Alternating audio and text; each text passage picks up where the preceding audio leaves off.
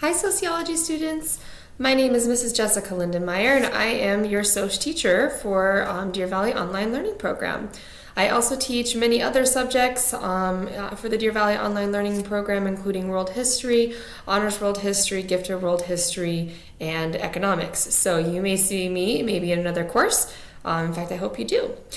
So today I'm just going to give you a really quick, 1-minute introduction into the unit. So first off, we have to start with, what is sociology? What the heck is this subject that you're taking? You probably just saw it as a social studies elective and said, that sounds interesting.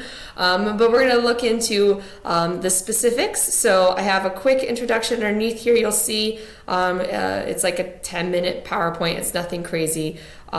For you to see what is sociology. We're also going to look into social theories and theorists specifically, culture and subculture and what all that means, and we even have a really fun project at the end of this. There's plenty of discussion and assignments throughout.